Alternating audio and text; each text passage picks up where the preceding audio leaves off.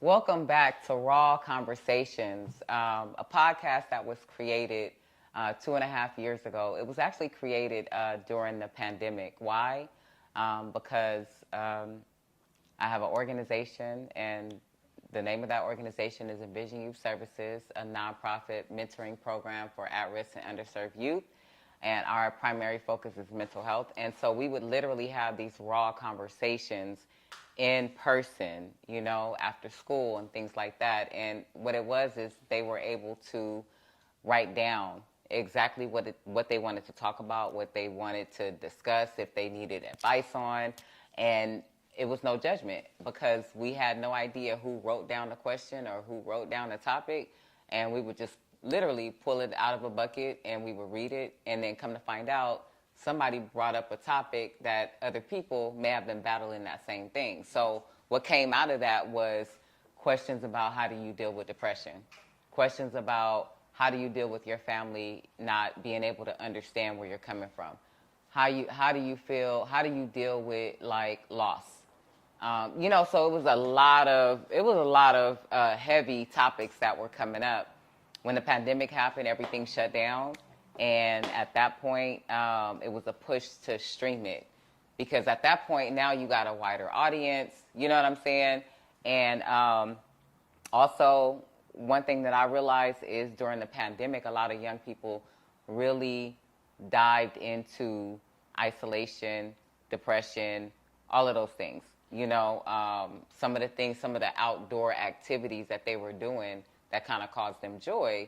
Now I gotta pretty much just isolate myself. So now I'm dealing with my own thoughts, my own feelings, my own unresolved issues, and all of that stuff. So really, it's just an outlet. I'm excited to relaunch the podcast. However, I don't plan on being the curator. I'm going to be behind the camera and the writing aspect. But I created this literally as a platform for young people. So now y'all got that platform. But just to talk a little bit about who I am, my name is Camila Clark. I started Envision Youth Services in 2013. My history has been working in the mental health field as a mental health facilitator. I work with young people that were on 24-hour suicidal watch. I've worked gang prevention and gang intervention in LA, Leimert Park. I'm from LA, but most of my work has happened in the city of LA, Long Beach, and Compton, and now Pasadena and Altadena area, which is why SYGN is here.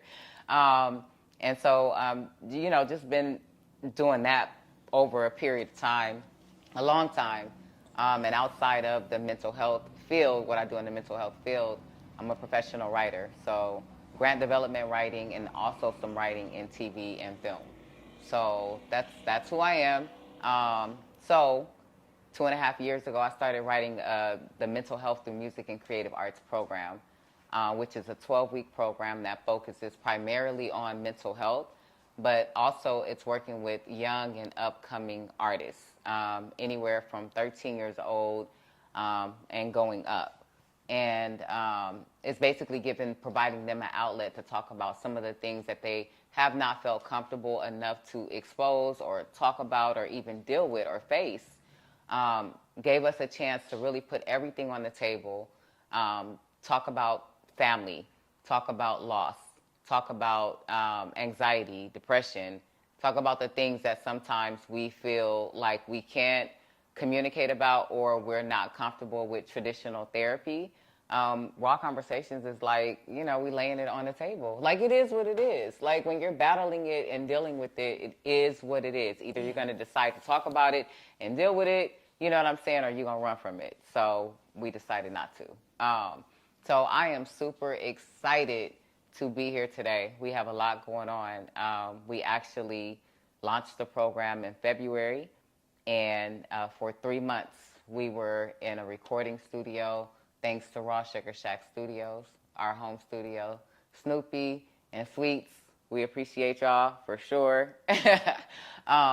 But thanks to that collaboration, we brought a group of upcoming young artists who have a passion and visions, and just, honestly, my personal opinion is they've been writing and experiencing music in the world for so long, and they had a lot of stuff that they really just needed to get off their chest. This group is called Denature, and these are upcoming artists from the Pasadena and Altadena area who was affected by the Eaton fires.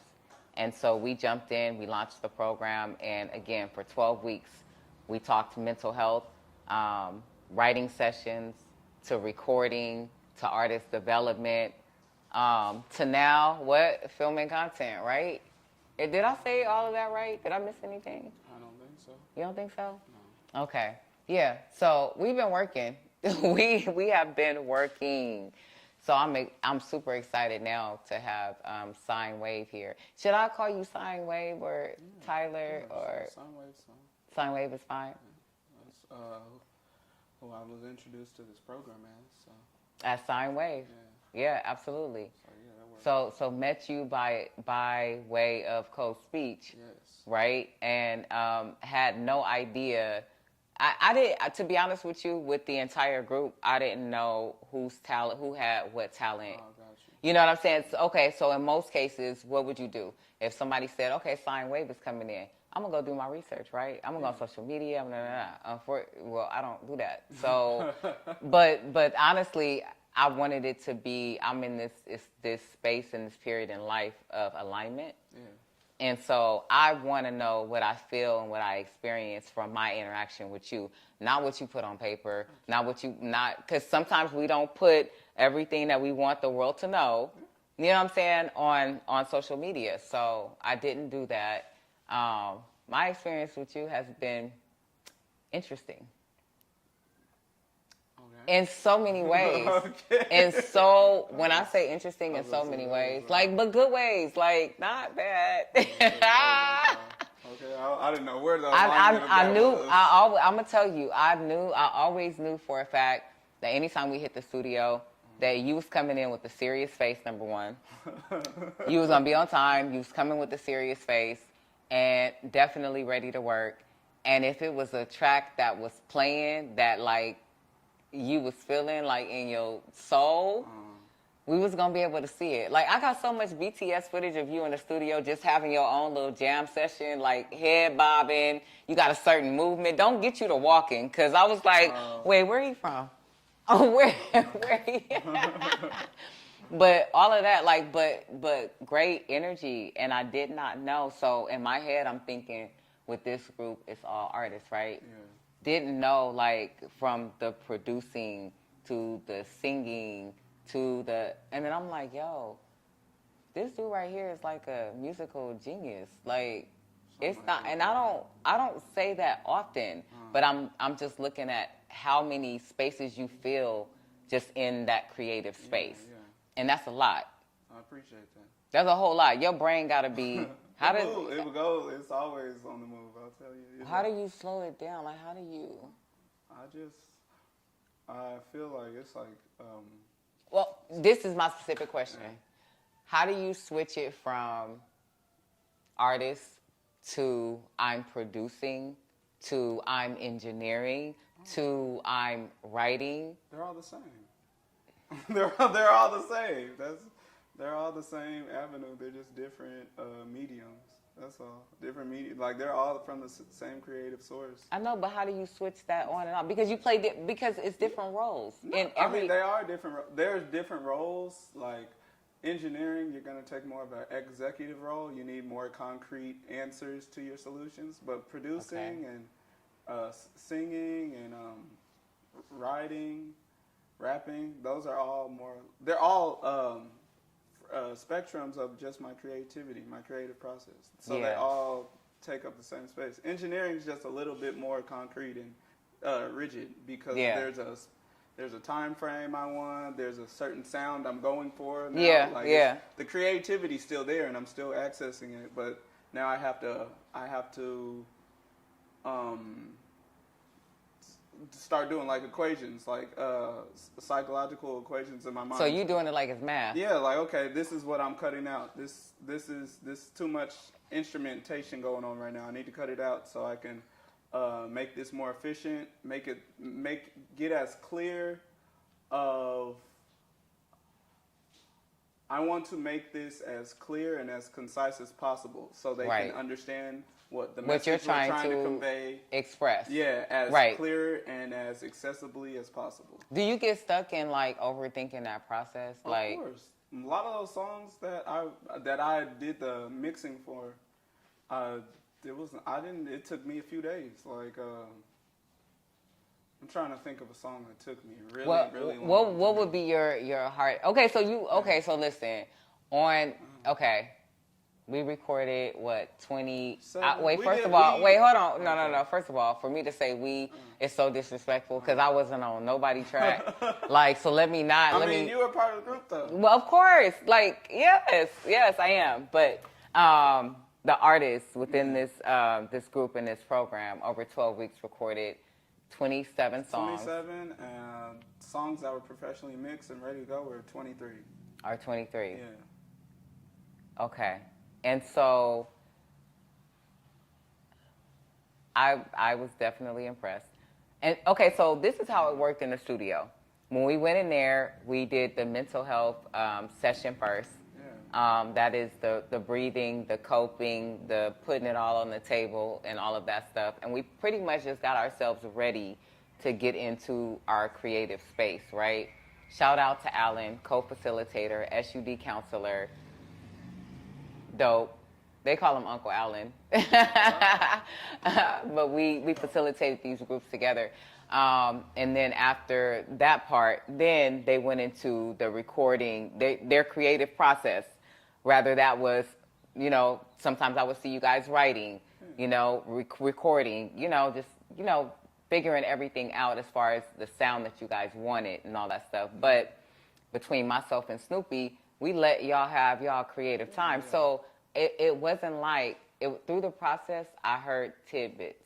Mm-hmm. It was a little bit of this and it was a little bit of that. I didn't get a chance to listen to like the full project on purpose until after it was already done. And so when I heard it, I was like, wow. Can I tell you my all-time favorite? Oh, yeah. I think you already know it. Right? Oh! I know everybody's favorite song to each project. I know everybody's favorite song. Striving is my... But it's crazy because it's my favorite for a couple different reasons. And why is that? Because, to be honest with you, striving, so that was the first tidbit that I kind of heard. Okay. And as I'm listening to the words and all that stuff, I think in that process, it was certain things that I was dealing with. And that was kind of like that push and that, that motivation. You know what I'm saying? It was like, keep pushing, keep going. A lot of times it's like, you have it in you, you want to get it out, and then you deal with certain things in life that's like, okay, well, should I take a break on this or should I da-da-da-da? So striving was like, no, like you can't, there's no going backwards now. Yeah, that was that like. There's a lot of urgency in that song. That song, I'd say the tone is very urgent just in the message. Yeah. So you could hear that just like, okay, I can't stay here. So I'm going through this, but I can't stay here. And I think that's a huge, huge. Why was that so important to you? I feel like grief was the universal theme of each of those songs. The whole project, all projects, but it was just grief. And then just the different aspects of grief and the aspects of survival and trying to salvage your life. And I feel like that song, that aspect, the emotional aspect of that song was the urgency of it all. I feel like they all share a place in that, but it's just, okay, things are burning down around me. What am I going to do? And that's in reference to the Eden fire. Yeah, the Eden fires that happened in Altadena, Pasadena. Yeah. What am I going to do? Dang, they say things are burning down, things are destroying right in front of me. Is my insurance going to allow me to claim? Am I going to is it going to be done in an efficient time? I still got kids I got to take care of. I still got to figure out how I'm going to balance that with the problems I had prior to this environmental disaster. Yeah. And just the urgency, but understanding that it's still going to be taken care of. I'm still going to be present and take care of it, and there's going to be an absolute. But hold on, because you made that sound super easy, right? Yeah. Where is that break between having dealt with the loss, right? And then that knowing and feeling that it's going to be okay in the end, because there's a certain process that you go through in between that time. I think it's you just don't die. If that's the simplest. I mean, you can die if you want to. Not saying you should, but it's completely understandable. Like I understand not wanting to survive. He made that sound so simple. No, it's real though. I understand not wanting to survive through certain circumstances. Yeah, that's a very human feeling. No, it is. It is absolutely. You know what I call it too? Yeah. I call it the suffering in silence stage. Yeah. Like, I get it. I go through it daily, not as intensely, but there's like I've obviously built through the mental and emotional discipline to have that reassurance internally built into me to keep going. Yeah. But through therapy and through communal interdependence with family and loved ones who I trust. Yeah. And reading, spirituality, anything, exercise, even eating right, sleeping right. All of that stuff is so important. Yeah, it's vital for your to sustain you, not just physically, but mentally and emotionally, psychologically, socially, spiritually, all of those things are aligned. And so, for me, it's just understanding that there's nothing in my life that I've never got through. There's always an answer. There's always a life it's linear and it starts and it goes and it doesn't stop. So I'm just thinking, man, this is frustrating right now. This is overwhelming, but I'm not only going to get through it because I can get through it because I'm interconnected with other people who are put aside their shame and their pride and their trauma to connect with each other on a deeper level to collectively solve our problems. Yeah. And you know what? I think I've said it like a couple times already. For Snoopy and I, we actually had a conversation, and specifically with denature. And okay, the meaning of denature. What is the meaning of denature? Because when you guys hear this word, you're gonna be like, okay, what does that mean? So Solo created our moniker. Shout out, Risky. And it was when we first started an Instagram group chat, and he was like, "How about denature?" And when Code Speech was like, "Why denature, Risky?" And he was like, "Because it talks about different perspectives of perceiving life and interacting with life and your daily occurrences with the world around you, and like just the different perspectives." And so you got 8 artists on this collaborative project. We're all going to have different perspectives of one aspect that unites us all, which was the Eaton Fires and life in Altadena and Pasadena. And but can I say this real quick? Yeah. I just want to add this to it. So majority of the upcoming artists are from Pasadena and Altadena. Were directly impacted by the fires, the Eaton Fires. And then we brought on a couple of LA artists.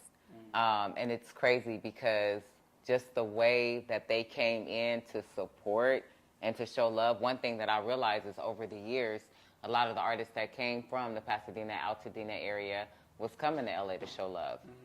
Coming to LA to record, to do shows, to do all kind of stuff. So it's like, if I'm showing that love, you got to be able to come.